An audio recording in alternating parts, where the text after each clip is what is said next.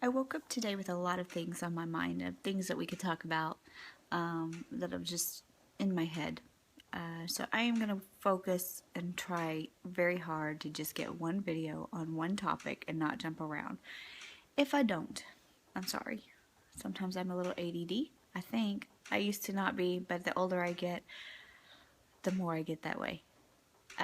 Which leads to one of the things that's on my mind is just the use of cell phones and devices and everything. I I really believe that they contribute to this ADD, ADHD, especially the ADD, and especially in like where it is onset in your older generation, because I really think we're just training everybody to be so like we're focusing on this thing, and then all of a sudden there bing, there's a ding, and you've got to check that, and even if you're looking at that, there might be another ding because you've only got about 50,000 applications on your phone that ding to let you know everything. So actually, to this morning, I went ahead and I disabled a lot of those on my phone. I didn't take the applications off. I just took it so that I can check them when I want to check them, and they're not going to notify me. It's not going to pop up on my screen. It's not going to ding in my ear, because it's. I feel that it affects me even as a parent. It affects me in every role that I play in my life. It affects me as a wife, and I can speak really openly and honestly. I really feel like it affects my husband as a husband. Um, and I think a lot of people feel this way, that cell phones, especially, you can take the computer and the tablets out of it because they are bigger. You have to carry them around, so it's a different time that you're dealing with it. But the cell phone acts now as a mini computer.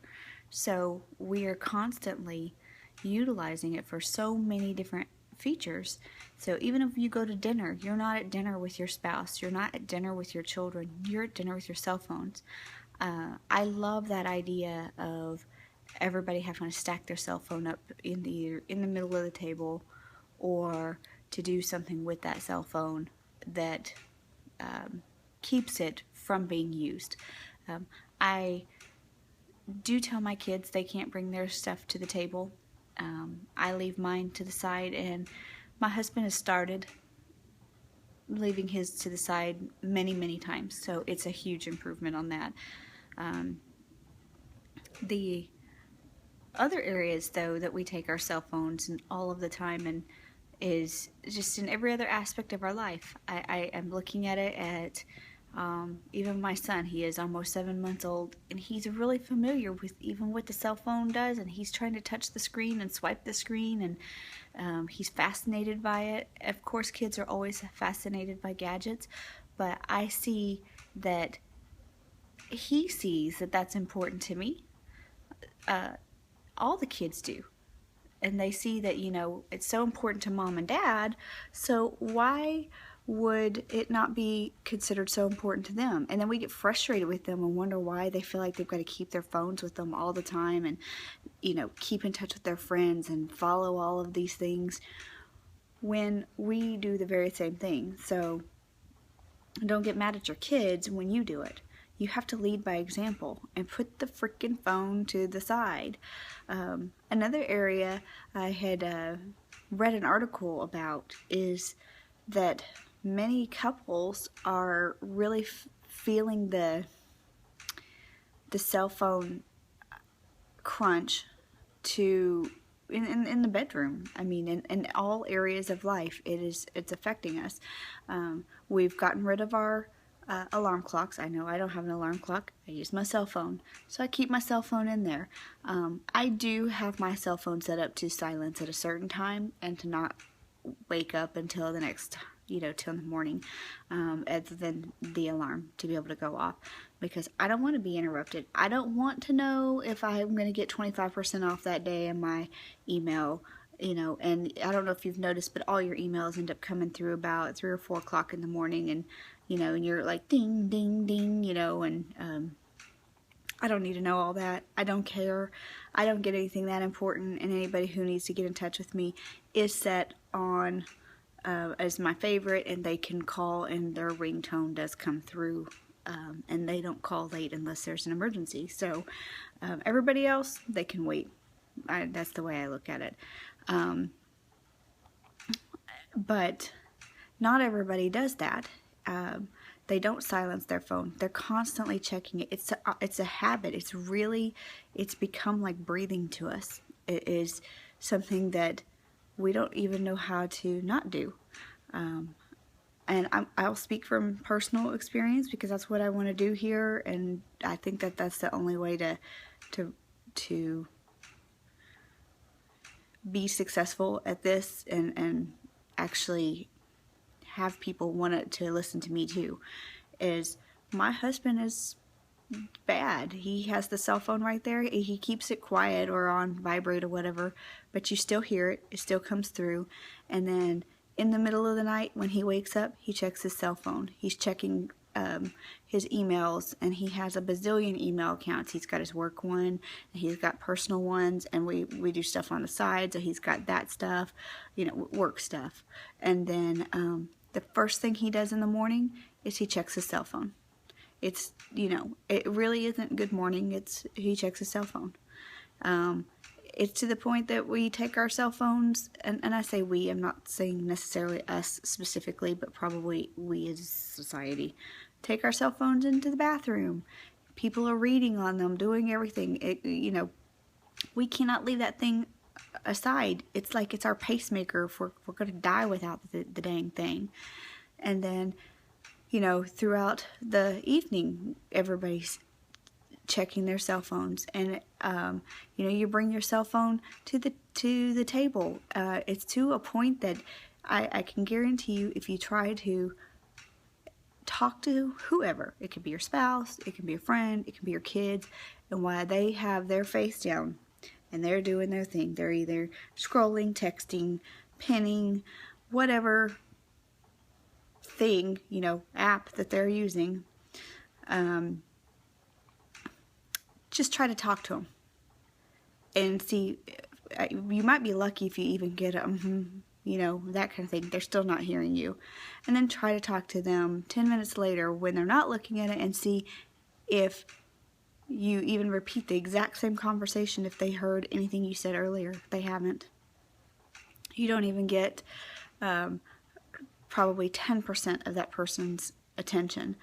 And it gets very frustrating. I mean, it's like, why even be in the same room with each other? Why even bother to try to talk to each other? You've just got that cell phone that has taken over. I'm just as guilty as the next person. So I say this with my own self under the microscope and trying to challenge myself to improve, because I need to make a change in it for my kids' sake, because I don't want them living their life attached to this thing. I want them to be able to know what it's like to go somewhere and not have to worry about it, or to have it. I mean, I remember the good old days where, if you weren't home, somebody left you a message. They couldn't track you down. You go to a movie uninterrupted. No matter what you did, you could just go and do that thing, and if you weren't home, you weren't home. People left you a message, and they did not die until you could get back to them. And now the cell phone has made it where, we get just all freaked out if we can't get in touch with people. And that instant gratification result has gotten way worse. That, if I've listened to my daughter's friends, even what I've seen within my own relationships, within my own family, that if you send a text message and that person doesn't respond like right away, people are thinking something's wrong. They're mad at me. What's going on? Or a person responds in the text message, and it's very hard to put your tone in there. And I know many, many times I've thought my husband was mad at me, just because the tone that I perceived the text to be in And, I'm like sending him, what's wrong? And he's like, nothing's wrong. What's wrong with you? And vice versa. He's done the same thing to me. And, it might be just that at that moment he was in a meeting. It might be that I was cleaning, or, I might have been cleaning up throw up or something with, a kid and couldn't respond, like I normally would. I would respond quickly. So, but all of this instant gratification that we already have in us, that, we all want it right now, 5 minutes ago, and it's getting worse and worse because all of our devices, everything that's around us is training us to be that way. So can you imagine what our next generation and the generation after that is going to be? I mean, are we going to even be able to have a conversation? Are we going to be able to write using our handwriting? Even, I don't know about everybody else's kids, but my kids are allowed to take their cell phones to school. And I know with my oldest, we just thought that was so appalling. And so we were like, no, you can't take your cell phone to school. We thought, she was just trying to goof off with it and this, that, and the other thing. But they actually have them use them. Now, my second to oldest, her school wants her to be able to use it. One thing, they needed a cell phone to be able to track their health score and their walking and stuff to, in her fitness class. And then, they're using the cell phones for, their daily agendas and things like that. And, it makes me even feel bad now for being so harsh with my oldest daughter on it, because to me, I just thought that was crazy. I thought she was kind of like fibbing and, that they needed to use these things. And then, here we are, second one down. And, my youngest daughter, she does not have a cell phone yet. And sorry about that. My phone was too full. So, too full of stuff. That's going to be pictures and videos and things. So, where was I? My youngest daughter wants a cell phone, but right now she's at that point, she really just wants it to be able to talk to her friends a little bit. She's not even much of a phone talker, but, I'm like, absolutely not. She's in elementary school. She has no need for it. I pick her up. I drop her off. She can use my phone. I just think she's too young. I feel like we've learned with each child what to do, what not to do, even a little better. And with each child, I learn new lessons. So I know I'm going to learn new things with her. I'm going to learn new things with Cameron. But it is, I think, imperative to not give them their phones too early, their devices too early. She does have a tablet, so she's able to have access to many things. She's still not able to have a Facebook account or any of the social media accounts. I think she's too young. But the hard part is her friends have it. Not all of the friends. At least we're not at that point where all of the friends have it. But many times the friends have stuff. It actually is astounding to me that in third grade, what social stigmas are already there, so strong that her third grade peers, in some ways, are the equivalent to what probably, I want to say probably like about my 7th or 8th grade peers were. And it hasn't been that long. Yeah, I mean, I am older, obviously, but I mean, not that old.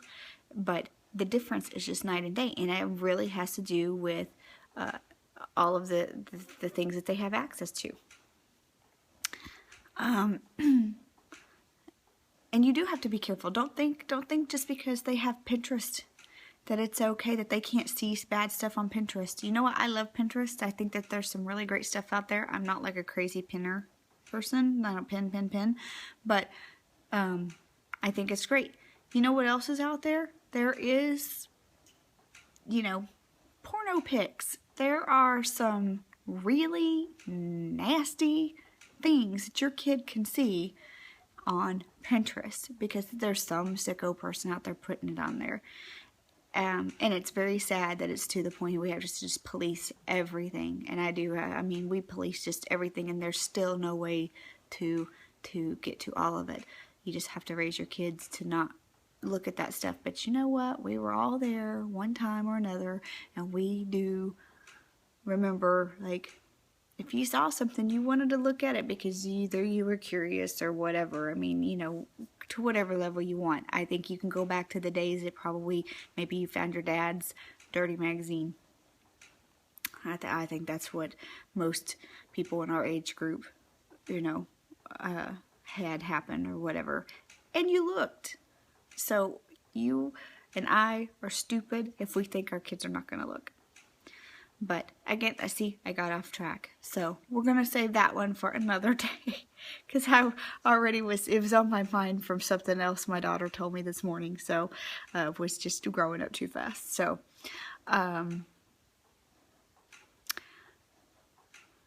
if you agree, you know, that we need to do something a little different, that we, you know, suggestions for how to better manage cell phones and devices in your home, what's worked for you, what doesn't work for you, how it affects you, I would love to hear your comments. I really, really mean that. I would love to hear your comments because it's something that I feel like I always need to improve on in my own household, how to break yourself of the habit. Because, you know, it's hard. And I want my kids to know they are more important than anything that is going on that phone. And so I personally am challenging myself to make a difference there. And I hope that maybe other people in my life will do the same. And if they don't, they don't. But at least I know I am going to really focus and try to make a difference. So, thank you for listening to my rant. I hope everyone has a blessed day. Try to make a change. Do something positive. Please comment. Please subscribe. And I will be seeing you soon.